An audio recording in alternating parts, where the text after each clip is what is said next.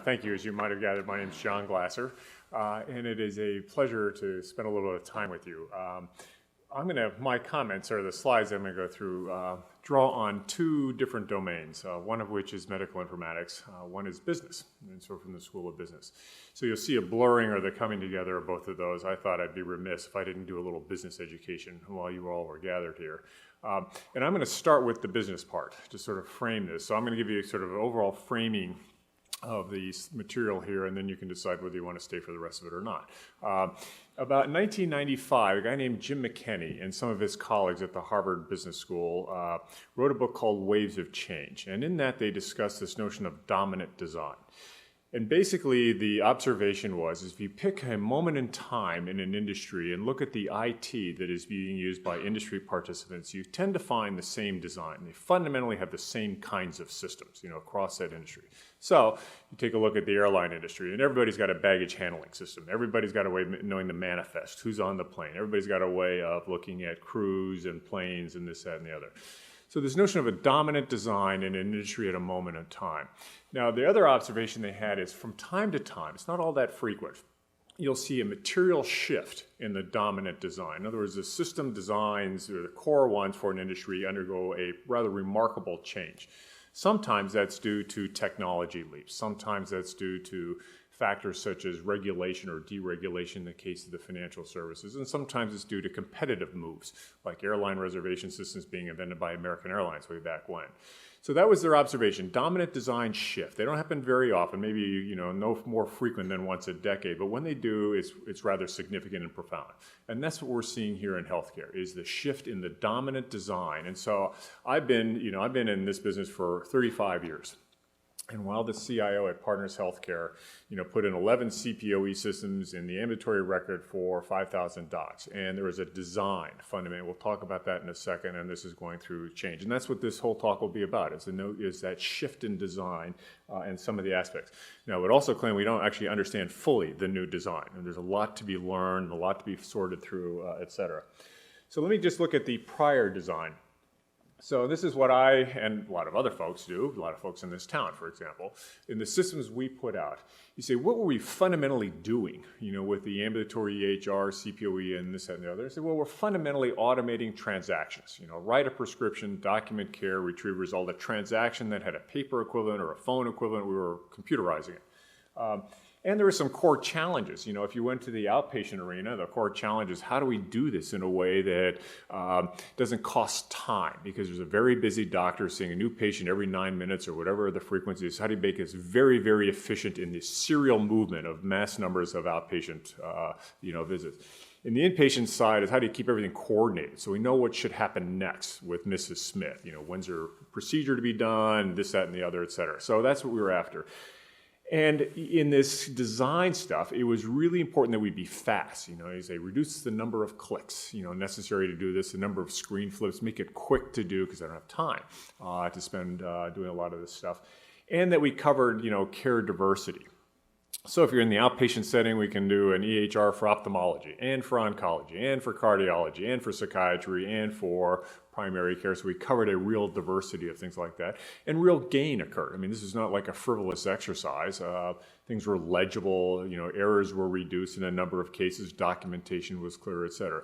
So that's been the design. And you can go back to the 60s, CoStar, some of you, know enough about that, and say that's fundamentally that same design has been the mainstay of this industry for 30 years. And it doesn't mean we're necessarily good at it, but it's certainly been the mainstay. Now, there are a couple of things, and the next series of graphs will not be new to you because I could have been here 10 years ago and you'd have the same damn graphs, okay? But, there's too much to know, for example, and we know that. My eldest daughter, Julie, is a third-year resident at Penn, vascular surgeon, and I remember when she graduated from medical school, I said, listen, young lady, I'm delighted. Your father's very proud of you. You were at the peak of your knowledge of medicine. It's all downhill from here on out, which is the sort of way you really fire up a young lady to go off and climb the hills of medical care. But there's too much to know. The second is the quality, while better, is still not very good. And we know this, and I won't dwell on these particular, but we still have, non-trivial quality issues. And then last but not least, a lot of these processes that go on in healthcare are fundamentally broken. So if we take the middle one here, if you are a woman with a marginally abnormal mammogram or pap smear, it's pretty clear what should happen. Within 3 months, certainly no later than 6 months, we should follow up to make sure we haven't deteriorated in a way. And so this study, and these were studies done at outpatient clinics and health centers in the Boston area. So this is Partners Healthcare, to a very large degree. A third of the time, there was no evidence of follow-up, on the woman. And so what happens when that happens? Stage 4 cervical cancer is what happens when that happens. Why does that happen? Because in a paper environment, the average PCP gets 150 test results crossing their desk every day. Surprise. Things fall through the cracks. Surprise, they get tired and overlook stuff, et cetera. But these core processes, follow up on an abnormal result, is about as fundamental as it gets in healthcare, or making sure you check certain results. LDLs are listed here, but it could be a number of things, just don't work. So we have problems, which we know of, too much to know, quality is uneven, and basic processes don't work very well, and that's not new. That's not a new set of things that we've sort of just stumbled upon. What is new is the movement of the payment system. And so the payment system, and talking to a number of you today, and know this is changing in a way that if you continue, or we continue, to not know what is current practice and to have quality problems and process problems, will be economically punitive. In other words, the income of the clinician will continue to drop, the income of the provider organization will continue to drop, so there's been a pressure applied by changing the way you are incented. Because frankly, you could be lousy and still get paid, in a reasonable way in the prior era. So we're seeing business model changes that are occurring in healthcare, and this is the fundamental reason that the design will shift, is because of the business model change. Now, this change will take time. It will be uneven. Some parts of the country will experience it faster than others, are experiencing it faster than others. And you can see this mix on the far right side, and I don't think anybody really knows what the final mix will be, but fee-for-service, while not going away, will increasingly be the minority way that people are paid. So this is the catalyst for this shift in design. Now this catalyst will, and here's, I guess, a quick way to sort of summarize some of the attributes of it. So the first is in a transaction-based EHR. You can see on the left here, you can see what we're trying to do is to make the processes faster, some examples of transcription errors being done, efficiency, and make sure we code correctly. So these are aspects, not the complete, of the transaction-oriented, and these actually don't go away. So we continue to have to worry about speed and clicks and a variety of things like that. But we have to start adding stuff on the far right. Now, in a way, we've been doing some of this for a while. I mean, back in the Brigham in 1988 or 1989, I was involved in implementing CPOE at the Brigham with a lot of drug-drug interaction. David Bates and Lucian Leap got their start, academic starts, on looking at a lot of this stuff. So sometimes, this notion of intelligence being added is not inherently new. What will happen is the breadth and the depth of it will increase dramatically in the next couple of years. So you can see a number of things that will happen in an intelligence-based system because of this particular shift. And again, we will have to continue to straddle both worlds. Just as, and I'll give you an example of a shift in dominant design. We'll see this a little bit later on here. Several decades ago, banks could only do banking. You could just save money, you could get a mortgage, et cetera, but that was fundamentally their role. And then they were deregulated to allow them to engage in, quote, wealth management. In other words, they could invest for you and put it into 401ks and a variety of other things like that. So that is a very different model, is to be responsible for your wealth growing than it is to make sure the transactions debit and credit you properly here. So what you see in the bank today is you'll see the old model. They still have to do checks, pluses and minuses, and write mortgages, et cetera. And you see the new in parallel. And you can see the interchange between the two, because your excess money in your checking account can be put into a money market or wealth account and vice versa. So we will see both of these in play. Now the shift, we got some, there we go. I'm never a big animator. I'll just tell you a little story here. And I'm not good with slides, creating them. My daughter Teresa, who's my youngest kid, when in 4th grade had to do a report on an element in the periodic table. She picked chlorine, which I thought was a great choice. Chlorine's a good element in the periodic table. They had to write a report, which is PowerPoint, which I thought was not bad to choose how to do PowerPoint. And she said, "Dad, would you like to see my report? It's 8 pages, slides long." I said, "I'd love to see your report. I'm a father. Of course I'd love to see your report." I have never seen so much stuff rotating, pulsating, flashing in and out. It was the most dazzling display of PowerPoint I have ever seen in my entire life. Unbelievable. Noise, too. I didn't know you could do noise in a PowerPoint. How about that? And she asked me after I was done, well, what'd you think? Very expecting, looking for Dad's approval. I said, kid, that was the most dazzling presentation I have ever seen in my life. And I said, I don't remember a thing about chlorine because I was so dazzled by this display. And I said to her, you have a career in management, where you can dazzle and not say anything all at once. You're going to go far. You're going to go far as a kid. And actually, she's in Harvard Business School. Who would have thought way back when? Father called her. But anyway, this shift will occur in a number of different areas.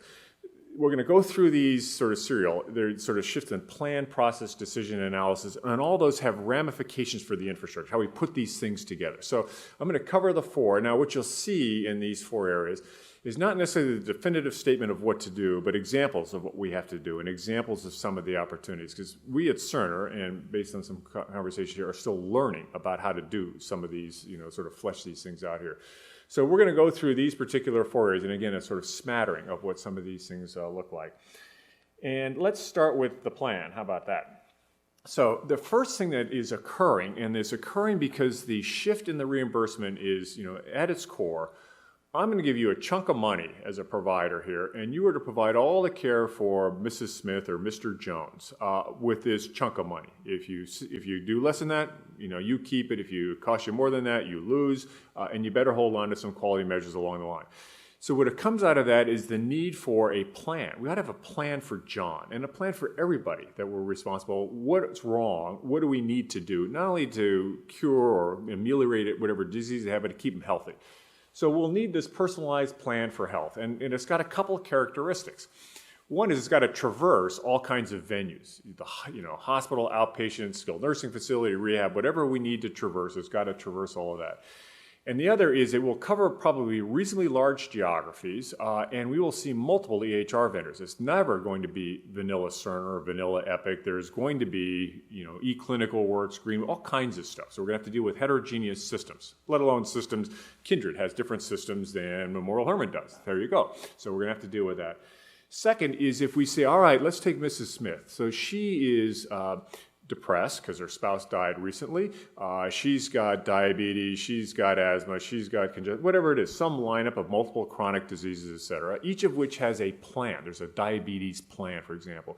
We have to take these various plans and fuse them and reconcile them. So to what degree is there redundancy? To what degree is there conflict? And to what degree, when she shows up for a 15-minute appointment, can we focus the caregiver on the things that really matter? Not everything necessarily, but really matter. Plus, to the degree she needs to go get her appendix removed, there's a transient plan. For a period of time, there's a plan at the hospital. We're going to remove her appendix. This is day 1, this is day 2, this is day 3.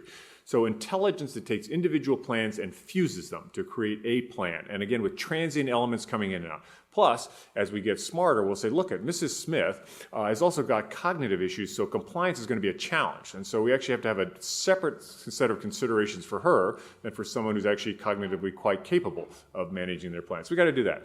We have to learn of changes. All of a sudden, I have high cholesterol, but I'm managing it, but let's presume all of a sudden it just is unmanageable. We got to change in plan.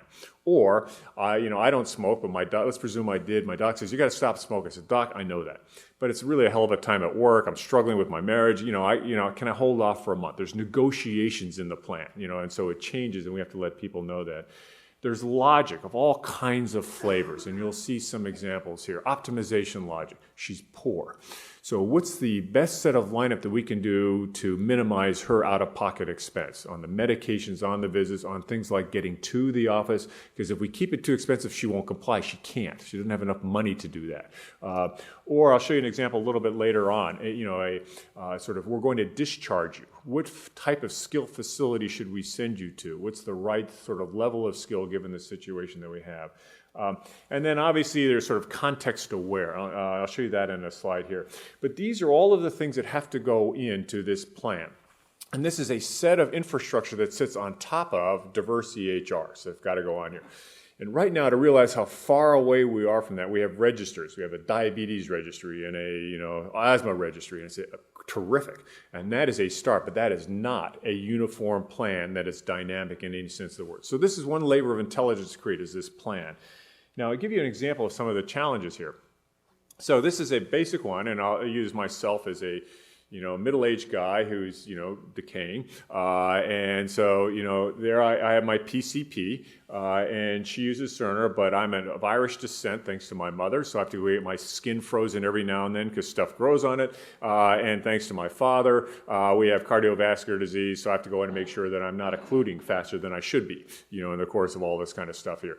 And then we've got my overall population health plan, which is fundamentally just to, keep them healthy, don't gain weight, this, that, and the other. And then on the far right, I'm a big walker. I like to get my 10,000 steps a day, my 5 to 7 servings of fruit or vegetables. I want to be a stud muffin at the beach next summer, so keep my weight in check. So all of these plans. Now, what's a challenge is keeping them in sync. So my dermatologist could really care less about my cardiologist plan and vice versa. My plan at the top, I don't really need to know the specifics of the plan. I just, am I okay? Or what should I do? Take statins, etc. So the reconciliation of plans, an aggregate one, individual ones, some of which go deep, some of which by making changes alters. There's dependencies between the various plans. We're not quite sure we fully understand the dependencies that exist. But part of what we're wrestling with in Cerner right now is how do you orchestrate plans that exist across multiple levels and keep them in sync? And unclear, particularly across a heterogeneous space of systems where it can be varying degrees of ability to actually cause such an orchestration. Here's an example of what is being done, or a very simple thing which says, I'm in the middle of Greenway, let's say, or eClinical works in Epic, and from the top, you see that longitudinal population health service plan, in the middle is the yellow. So we're just going to expose a brief summary so that you, in the course of the cardiology visit or the pulmonology visit, have a view on what the aggregate health plan is. You'll have to do your own reconciliation. It's a start, but at least to go off and to get this sort of view into this thing. Now, another aspect of this, and you can't see this, and it's so former CIO, all CIOs have to have in a presentation a screenshot which is incomprehensible even if you're sitting right in front of it. And that's why our budgets are so big and to go off and do this. But anyway, if you could see this, here's what you would see. The rows are patients, and these are patients in the hospital right now with heart attack under the value-based purchasing program of Medicare. And the red and the greens mean is that this is what should be going on with that patient if you want to get maximum reimbursement out of Medicare. It's also good care. So green means these steps you have done. Red means you have not done them. And the other colors mean they're pending or looming here. So what you see is this is a plan. There's a plan for someone in the heart attack in the hospital. There's a plan. We got a plan here for Mrs. Smith or Mr. Jones who's ever going through this. Not the same as a diabetes plan, but it's a plan with a beginning and hopefully an end, although the end will be in rehab. And we need concurrent understanding of where are we on this plan so that we know if we have to change course that we can do that now versus after the fact. So this is an example of the plan basis concurrent monitoring, real-time monitoring of where are we in our plan. This happens to be in the hospital. It could traverse the continuum and goes on here. One set of stories here, and I will try to keep the content here and the stories low. Well, I was a bad kid in high school. I was actually expelled from high school in my junior year. And my grandfather said, you're a bad kid. Why don't you join the Navy submarine fleet? Because they'll turn you into a real man. And I thought, what the hell? Who wouldn't want to be a real man if you're a guy? So I don't know what that means, but I'm going to go join the submarine fleet. So I went down to the submarine fleet recruiting office, and I said, no, I'm ready to join the submarine fleet. He says, well, first thing you have to do is pass the Farnsworth color test. Can you tell red from green? And I knew that I couldn't, but I thought I'd give it a shot, which is why this graph throws me a loop. There's red and green here. So he flashed lights, I started guessing them, and he started laughing. And I said, officer, what's the problem? He said, son, I've never seen anybody as bad with red and green as you are. And I said, does that mean I can't join the submarine fleet? He said, son, the country's safer if you're far away from nuclear weapons. So I went with plan B, healthcare IT, which is why. So any of those who are trying to get in the submarine fleet, there are alternatives. So the second thing is the process. So in addition to getting a plan is these processes of care that need to go on and making them smarter. So if you take the example of the failure to follow up on an abnormal test result, the process is pretty simple from an IT perspective. The computer's pretty good at detecting abnormalities. It's a number, it's a phrase, whatever it is. It starts a clock, says, listen, 3 months have gone by. I haven't seen any follow-up order or tests, et cetera. I'm going to send messages to people until somebody does something. It's a very fundamental approach to improving a process. But there are others. This is a process of just documenting. One of the things looking at today is a press release coming out of the American Medical Association and MedStar saying they're going to create a framework for evaluating usability because the AMA is thinking this stuff's really hard to use, and they're by and large right. This stuff's hard to use. So some of the process, and this is a classic example of documentation, which is onerous by and large, of essentially having intelligence in the documentation that says, having checked current everyday smoker, what are you smoking, and then going into more about the duration, this, that, and the other. So trying to make this documentation and other interactions with the computer smarter. Sometimes to not ask you to record things that are unnecessary, but also adapting to you so that as it learns your patterns, it conforms to how you like to get things done and steps you like to take, etc. Another example of process is what we call complex event monitoring. And that means the machine is watching and looking at events. And events could be a test result. Event could be a scene in the emergency room. An event could be something didn't happen that should have happened. So I was expecting this to occur, but I haven't seen it yet, etc. So it's watching for events and deciding on the event whether a process should be started or a process has left the tracks. We're now off with trouble. So some examples here on the top left is that an event has come through and it says we got a culture result that's positive and I'm going to start the process of getting the antibiotic taken care of. It's an event that has occurred. The second one is a little bit more complicated. It says I'm looking for 3 events coming together. I'm looking for the patient's got diabetes, there's no LDL, and there's no follow-up in 30 days. So I'm going to actually, those 3 events coming together trigger my need to go care process follow-up. Let's get the visit here. The aggregation of events is that I, the computer, have seen more than 3 MRSA positive results in the hospital in a 48-hour period. We may have a real outbreak problem. And so I'm going to start the process of notifying the Department of Public Health, of kicking in our team that deals with MRSA events, et cetera. So one set of process work is event detection. And again, either telling processes that should happen or processes that are not working like they should. Another one, and again, you can't read this, but you'll get the point, is a series of algorithms which now are embedded in the system. So here the system said, I have detected sepsis on the part of Mrs. Smith. Now, you all know that sepsis is, in most places, the leading cause of reason why people die in the hospitals because of an infection. They move very, very fast and can be lethal in very short order. So on the far left, and we'll obviously make sure you guys get slides so you can read the actual algorithm if you'd like, is a machine that says, I've picked up, again, these series of events that indicate we have sepsis here. And it is a combination of heart rate being up, it's a combination of a temperature spike, be a combination of changes in white blood cell count, and I'm triggering this process. This is what should happen when sepsis is detected. I notivate the following folks, et cetera.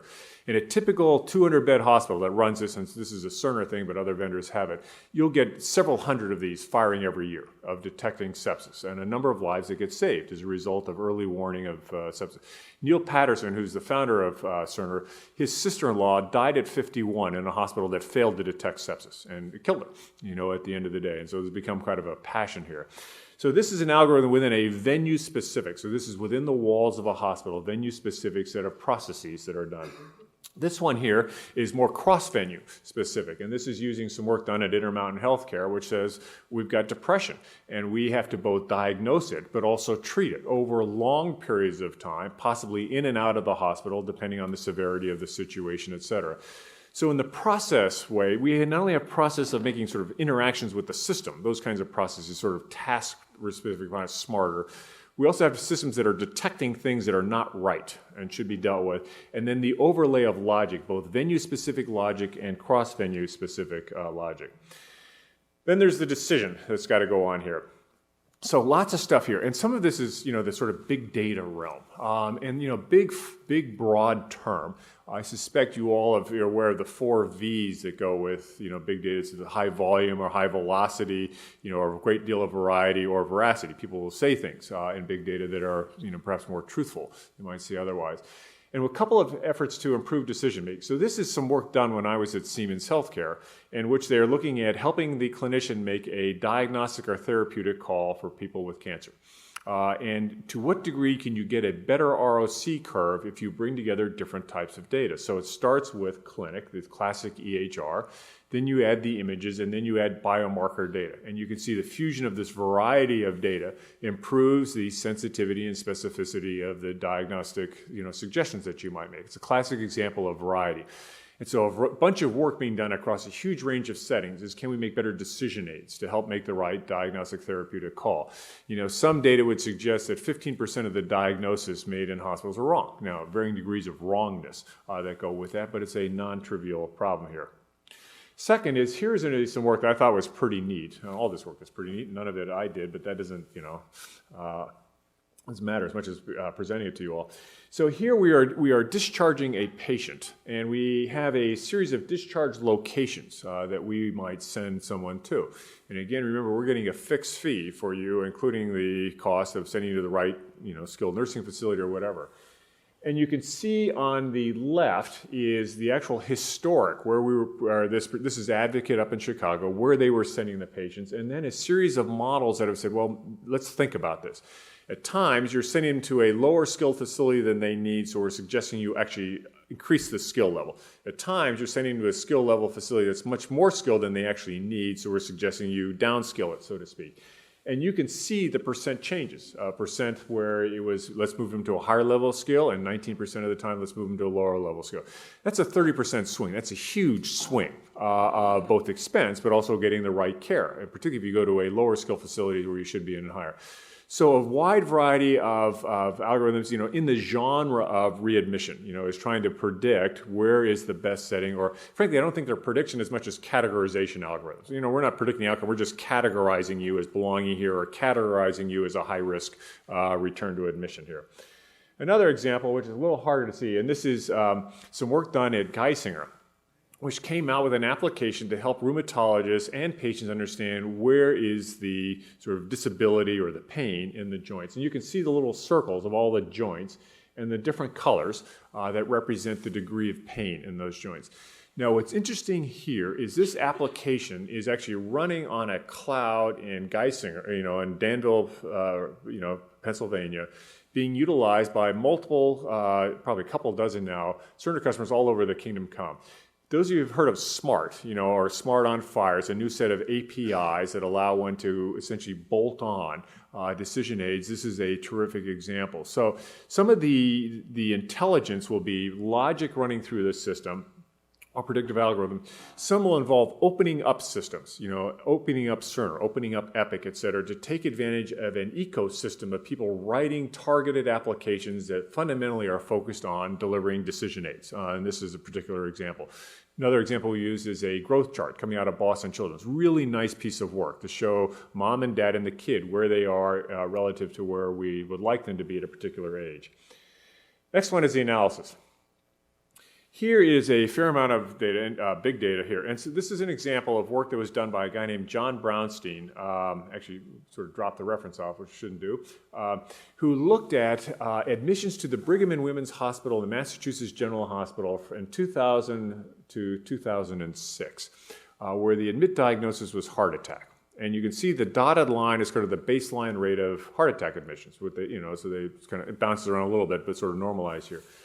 And then you can see in the latter half of 2000, the admission rate jumped by about 20%, a little over 20%, stayed elevated for 4 years and then came back to baseline.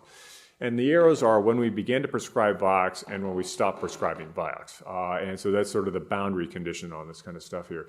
Now this is a remarkable graph. I remember presenting at the board and the chairman of the board said, shit, which is a sort of management speak for we got an issue here. And I thought it was, first of all, and you could see we could have picked this up within 6 months. And so this is the use of analysis to go after large volumes of EHR data to detect signals. Now, the criticism that was leveled at the time is you knew what to look for. Fair enough. But the FDA has certain events they look for as being signs of heart attack, stroke, et cetera, that something's gone wrong. The system has that data. You can, as part prescribing a drug, you can separate in silico those taking it versus those not, and you can wait for the confidence intervals to separate. And then you realize I may have a canary in the mine in terms of looking for post-market surveillance here. So being able to use an analysis to looking for adverse events and detection of those things. Another one is a sort of comparative effectiveness. Same guy, John Brownstein, looking at drugs, comparing them of patients who are diabetics taking these medications and seeing whether there was a relative difference in relative risk of a cardiovascular event. And you can see that there's a relative risk of a cardiovascular event. And so one can actually, in this case, is an adverse sequela, but one can also look at potential comparative effectiveness results here. Now, one of the reasons that this will be important, above and beyond this is, very quick. How long did it take John Brownstein to do this? The answer is he worked a third of the time for about 2 months. That's what it took. He's a bright guy, so maybe, regular mortals would have taken twice as long. I don't know. But the point is that is a, orders of magnitude faster and less expensive than the way we do certain things today here. So what we will find is that as providers become more pressured to, essentially perform well under this, that, and the other, they will be increasingly less able to wait for the government to tell them they got a problem or for the pharmaceutical companies. They're going to have to say, I'm going to run my own adverse detection because I need to find it sooner. I can't wait for these guys to go off and do that. Similarly, I'm not sure I can wait for a comparative effectiveness study on A versus B. If my data is showing it, move. Let's move with that. One is I might feel better, frankly, about because this is real experience, not some controlled. I can worry about the controls or the bias that might be present in a trial of A versus B. So we will find providers actually taking on these kinds of discovery processes on their own because it's efficient. They can do it in a reasonable period of time. You just got to hire John Brownstein or his surrogate and go after these things. So the next one is the Internet of Things. And I suspect you all, the Internet of Things is really quite extraordinary, what is being done here. And the basic idea is there are sensors which are attached to things. It could be a person, could be a car, could be an elevator, could be a chemical plant, connected to the internet with some analytics in the cloud, which is looking at the sort of signals coming through, et cetera. Just a sort of side note numbers here, there's about 2 billion things connected to the internet at this point. The expectation is by the end of this decade, there will be 50 billion things. And that prospect is actually causing the changes in the internet addressing scheme because there aren't enough internet addresses for 50 billion things. And so there's people working on the extension of the internet addressing scheme to go off and do this. So a lot of examples of this that are going to go on. I'll just give you a couple examples. So those of you who have a GPS, for example, and you say, I want to go from point A to point B, and somewhere along the way the computer says, I'm redirecting you because of traffic. And you say, well, how does it know that there is traffic and this, that, and the other? Fundamentally, what it can see, and there's several ways to do this, is the GPS systems are looking at all cell phones on the road and are noticing that in a particular stretch of the interstate, beginning here, which is a 70-mile-an-hour zone that's dropping to 15, it stays dropped for 15 for 4 miles, and then it returns to 70. It's seeing the slowdown. And it doesn't really know why. It could be a car accident or what road work being done. And so it knows of congestion by the thing, your cell phone, having a GPS coordinating with the cloud, which is running the analytics. It says, let's redirect you. It's a classic example of Internet of Things. Another example here, and then we'll go sort of return to the main track here, is you can see, and there's phenomenal innovation going on in sensors and phenomenal innovation going on in the analytics space, the two areas of innovation. In fact, you can actually, I'll tell you this, for $200, you can buy a comb that will tell you whether you're losing your hair or not, and will tell you whether you have dandruff or not. And I think, all you need is a spouse to tell you whether either one of those two cases, maybe a little more expensive than $200, but you don't look as silly to go off and to do that kind of stuff. So anyway, the example here is you could have obviously someone who is got a sensor on them, could be the Apple Watch. A number of things are quite capable of doing this. It says the heart rate's up, the skin temperature is up, and I'm detecting in the sweat that we're sweating, rather profusely. Okay, I sensor pick this up. I am checking with the EHR, which says, by the way, he's 85, he's got cardiovascular issues, he's frail. By the way, I'm checking with environmental data, and it's 95 degrees outside and 95% humidity. We got a problem. Now, if it were a 24-year-old male in good health, maybe we don't have a problem. But with this person, we do have a problem. So the analytics, the intelligence coming through on the Internet of Things, there's a lot of things along those lines. But the point is that in the analysis, as we broaden this array of data coming off of devices, 50 billion, I'm not sure what percent will be attached to, people or physiological processes, there will be a range of things that we can do with this. So this is an extraordinary phenomenon, still relatively early, got a lot of hype and buzz that will go with this, and factored into a lot of a broader understanding of the socioeconomic variables. So I'll give you, 2 examples here. A Siemens customer, a big customer, is Charleston Area Medical Center, which is in Charleston, West Virginia. Very rural, serving a community that's quite poor. One of the biggest predictors of a readmission rate is whether or not the home burns wood as their primary source of heat. And if they do, there's crap in the air. And how about that? They're at respiratory risk and they come back. Talking to a colleague at UPMC who said one of their greatest risk predictors of readmission rate was the number of hours spent watching Home Shopping Channel on any given week. And I thought, first of all, who thought to even measure that? Second, why? And the only theory they could come up with is you're so sedated, even that's entertaining. And so watching that for hours at a time. But the point is we'll sort through a wide range of data, which has power, but is yet to be determined which sets of data have power under what conditions and to provide useful analysis here. Last example on this, and then we'll go into some closing thought. There's actually some interesting stuff on social media. So I don't know how you can read this, but here is a company called Trito, which looks at websites to look for references to medications that are occurring here. And so it's looking for references to bupropion and Wellbutrin and comparing what people say about those drugs. So the little, you see the little disc and half disc, is that Wellbutrin has got a higher rating, customer satisfaction, so to speak, than its competitor. Now, so all of a sudden you can look at, these things have, tens of thousands, hundreds of thousands of observations that are being recorded that are out there. So if you're a pharmaceutical company, you say, I can actually see how I'm doing, relative to this. The bottom, which is hard to see, is what are they using it for? And finding that people are using it for off-label uses. They have discovered that the drug does A, and it actually works for them, et cetera. So in addition to the classic EHR data or data about home shopping channel watching is data coming off of people's candor. And they will often talk to colleagues and people, and this patients like me, which you may be aware of people get with chronic diseases getting together to talk about stuff, will share data and learn from each other and compare this kind of stuff. So the sort of HIT infrastructure, and we'll go into this and then some summary. So if you've got all this stuff and you say, all right, the EHR in the years ahead, it's still got to write prescriptions. It's got to document. Okay, that's not going away. And clicks matter, and that's not going away. But golly, we're going to have to do a variety of things. We have to factor in the plan. We have to factor in process improvement. We're going to have to factor in improving the people's ability to make decisions and factor in a variety of analytics. When you play all that through, what do some of the underpinnings look like on the IT infrastructure? And so part of this, at least in the Cerner, and we're now on, is building this into, sort of transforming from the old dominant design to the new. And part of the new means adding this stuff. So this is an event processing. You can see in that, the one says enterprise services bus is picking up events that are being broadcast by systems. And again, this could be a test result. This could be, a return admission. It could be a variety of things like that. There's the CEP, complex event processing, which remember that little chart that says I'm bringing 3 pieces of data together and seeing what they work. It's analyzing that. It's storing a whole lot of events in the in-memory thing. It's just keeping events there. It says, I've got a rule. It's been triggered by 2 events. I'm waiting for the third. I'm going to keep the 2 in memory till I see whether the third occurs or occurs within a period of time.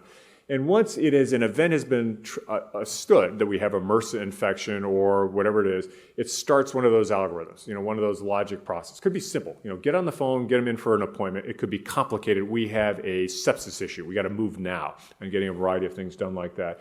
And then there's feedback back into the systems to let know what was occurring or whether additional work is necessary. Oh, this is a little, I think you see, there you go, little animation free of charge.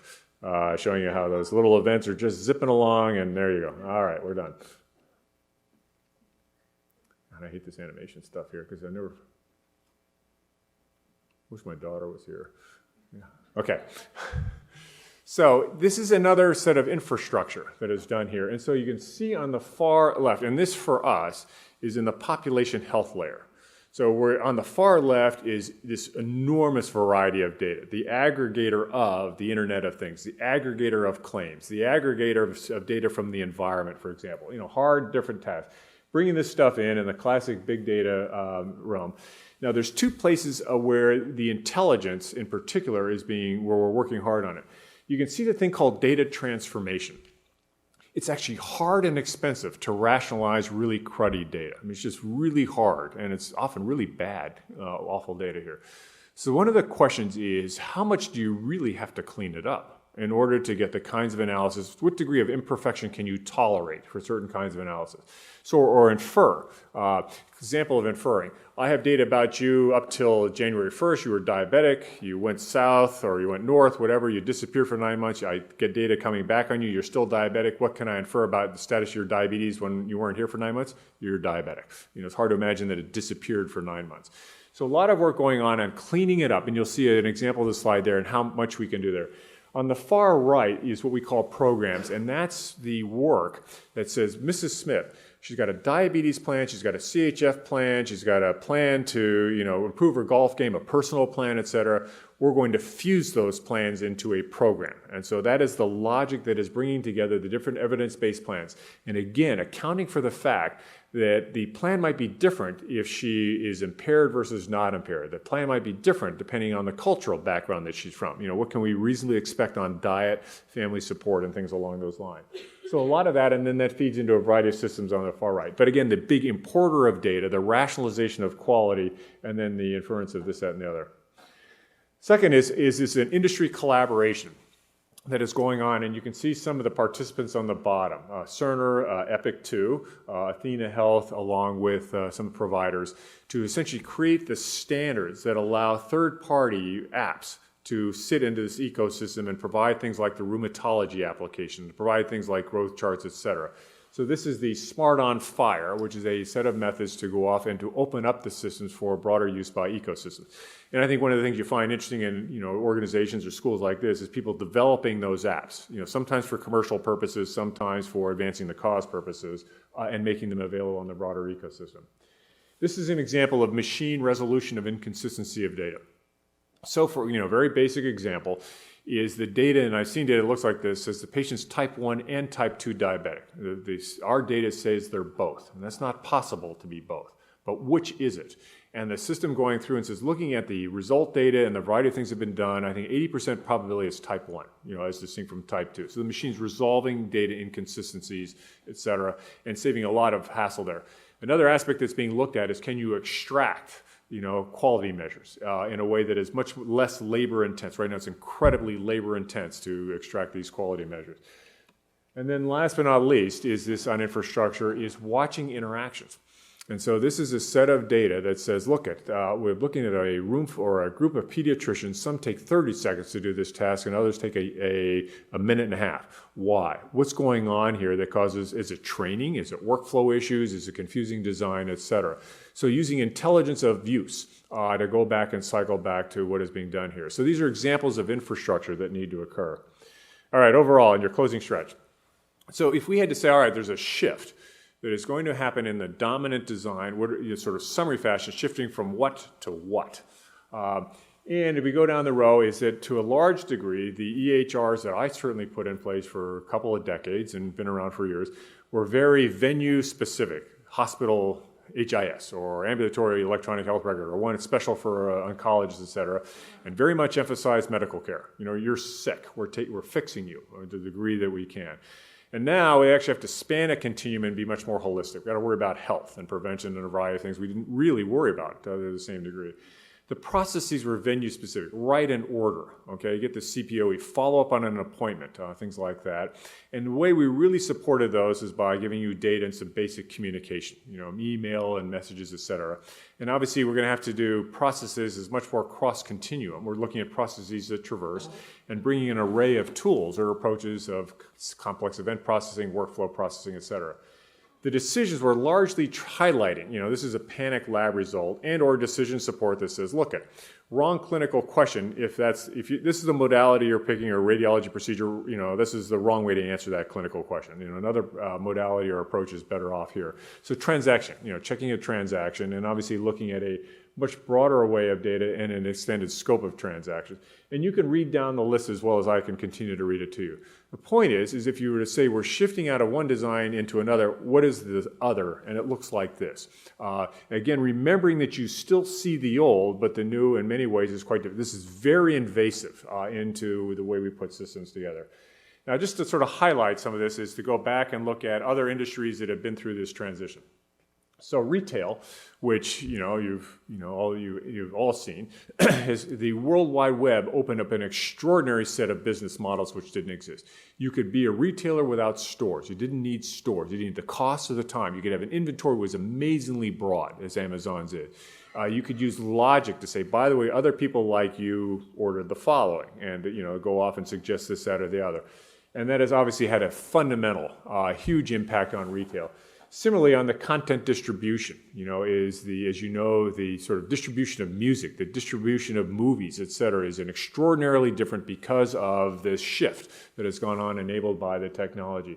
Now, in not all cases is it technology. Banking, the deregulation of banking opened up, as I mentioned before, wealth management, which they just legally couldn't do before. And sometimes the technology is actually quite old. So shipping with GPS and barcodes was actually predates the web and altered the package tracking that goes on across the board here. So industries have seen this. We won't be the first. We've got our own version of this thing. We're not as far along on these as some of the others. All right, a couple of comments and we'll see any questions. And this is just to remind us all.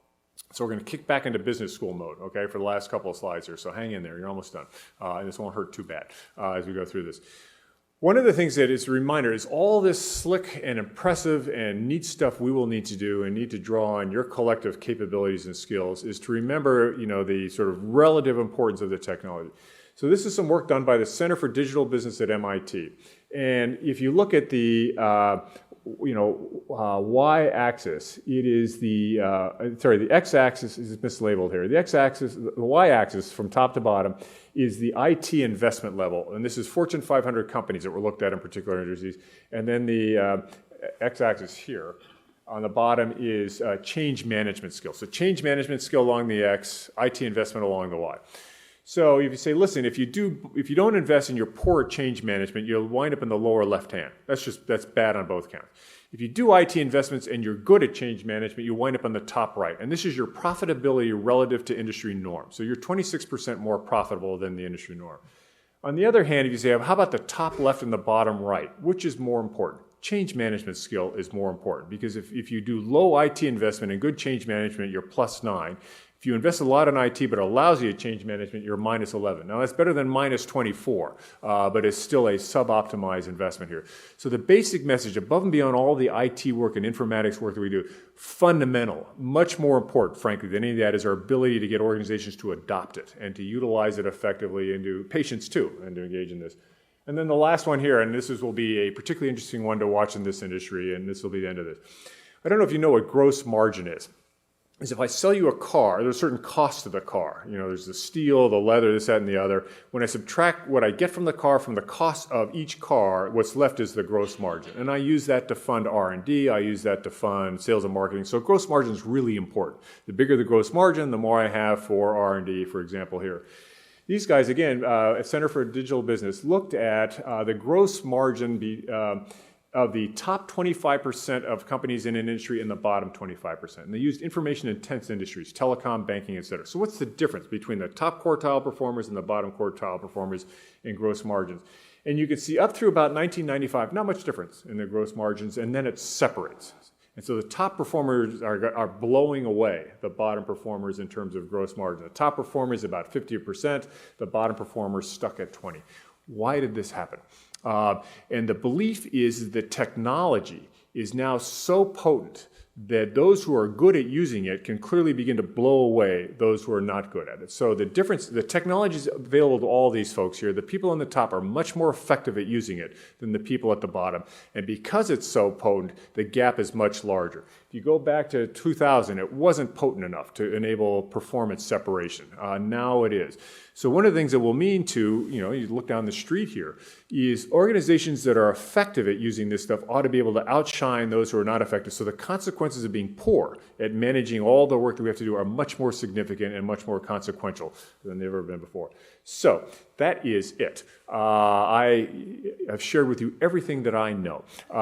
So I'm glad to answer any questions, but I may just stare at you as a result of that. But let me see if there are any questions, and thank you for your listening.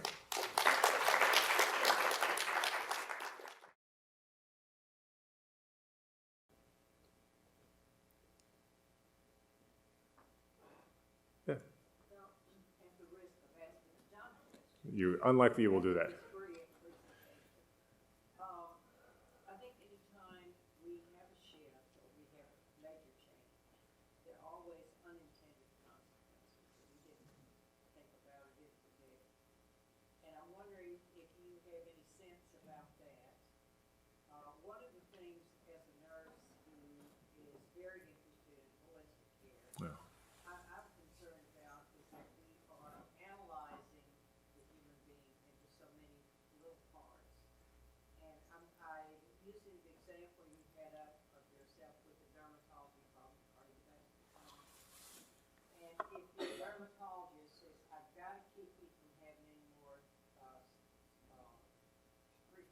Yeah.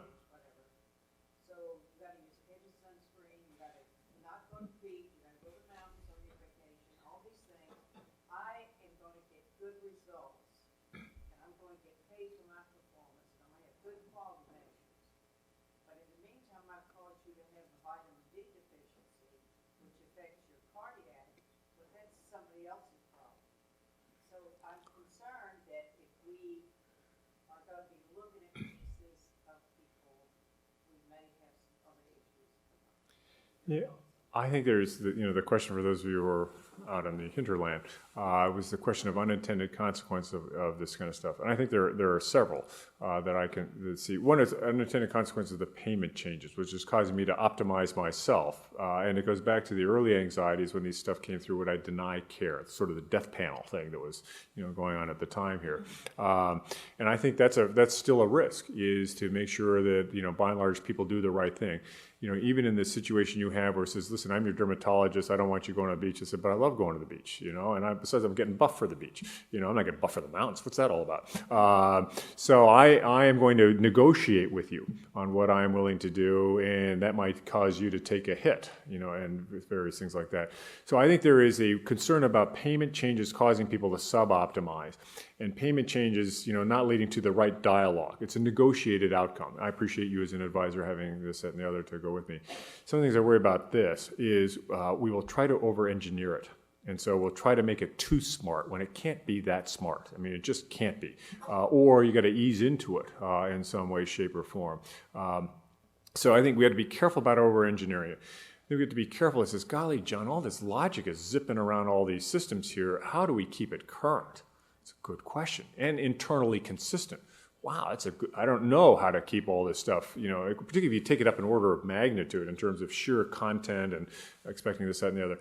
Remember when I was at the Brigham and we put CPOE in and we actually had some alerts come through, and for a day the alert engine wasn't working, but the residents didn't know it. They just figured the computer would tell them if there was an alert. They had no way of knowing that it was down, and they had to be extra vigilant on things. So I worry about the over-engineering, the over-reliance, and the maintainability of this kind of stuff.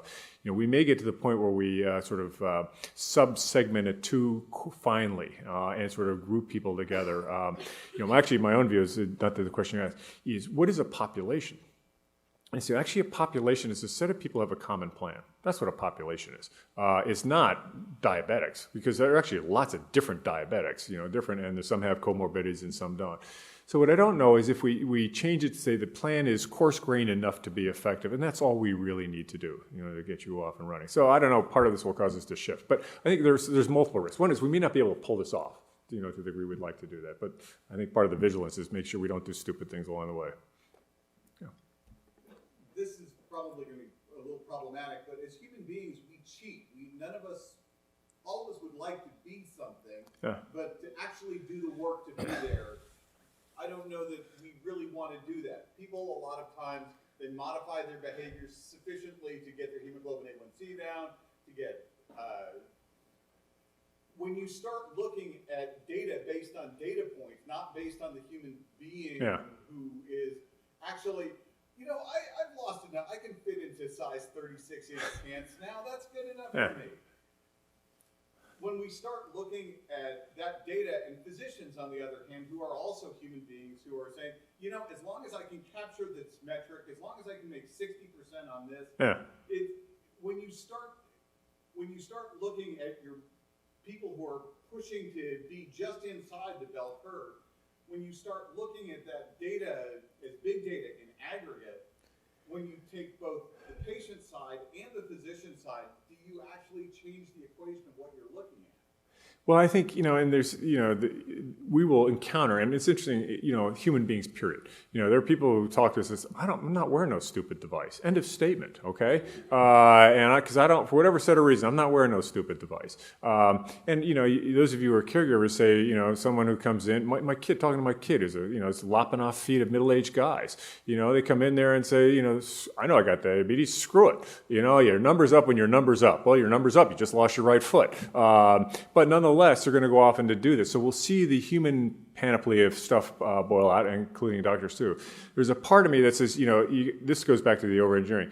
On the other hand, there's stuff that is so grossly screwed up. The failure to follow up on abnormal results a third of the time, you got to be kidding me. And to the degree we let people die of sepsis when we could have known better, you got to be kidding me. So there is, we can head down a path and say, let's just clean up some really gross crap here. And we'll have to accept the fact, okay? And that we'll get people who are human beings and won't want to take it, or frankly, can't, for whatever set of reasons, and deal with that.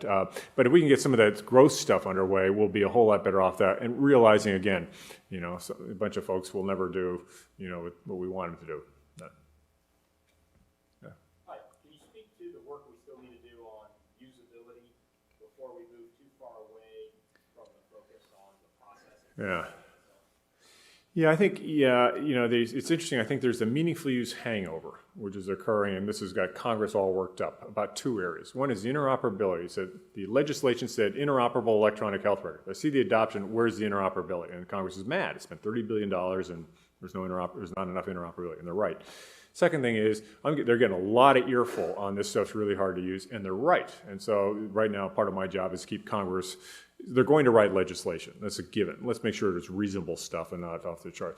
I think the usability is, we got a couple of problems here. One is at times there's really crappy designs, end of statement, and people doing bad design principles and this, that, and the other. The second is I remember when I was at first doing this stuff way back when, if you wanted to write a prescription, you had a pad of paper. It's 3 seconds to do that, okay? How long does it take when you get on a computer? Oh, goodness gracious, 30 to 40 seconds if you're really good. Signing on, finding the patient, going through all that stuff. So in the effort to have downstream effects, we create externalities, which mean you have to bear the time burden because of this broader outcome that's going on. And we do that a lot. Some of that documentation on smoking, I don't really need to do that, but somebody's counting me on this kind of stuff here. So there are certain tasks which we sort of cannot make as good as they were on paper, but we try to do so anyway. That's part B. Second part is we increasingly heap work on the doctor. One of the odd phenomena here is not all of CMS, but a good portion of CMS has an incredibly cynical view of those who deliver healthcare. They presume you're all out to cheat them. End of statement. Now obviously there's guys in Miami who are running through $1 gazillion patients, but everybody's trying to cheat them. So they will, run a lot of, and that's not going to be fair to the agency. It's not all of us up there. We're going to collect data and make sure you're doing a good job here. And so the quality measurement count going through the roof and asking you to document this, that, or the other. The ICD-10 was no sort of reduction in complexity that went on here. So we take all this stuff and we foist it on the caregivers, largely the physician, but not alone, and say, we want you to do this. There's not a chance that an EHR vendor is going to make that 0 time. And so best you can do is say, we're going to spread it along the practitioner scale, have people practice at the top of their license, that kind of stuff here, and distribute the work that's going to go on here. That's the best we can do. So I think we got problems with usability. There's some fundamentally very difficult, at times intractable things in there. You're not going to cut down on the quality measures, not realistically. We're not going to take 3 seconds to do a piece of paper. We will work as hard as we can to get them. But I think part of the sort of ugly truth is that it will take more time, frankly, to do some of these things than it did before. And you have to say, we accept that if we want to use the quality measures to guide care and this, that, and the other. It's sort of a societal call, although it falls on the hands of the physicians who often do that. I don't know. There may be that another generation coming through doesn't know any better, and so it just lives with it to a degree, and that's possible, but that takes decades, to occur. That's not an overnight phenomenon. So I don't have great answers on the usability. I think interoperability is frankly more tractable, although still hard, really, really hard to get off and get done. Okay, the time is good. It's 1:05. So again, let's thank John for his great presentation. Thank you all very much.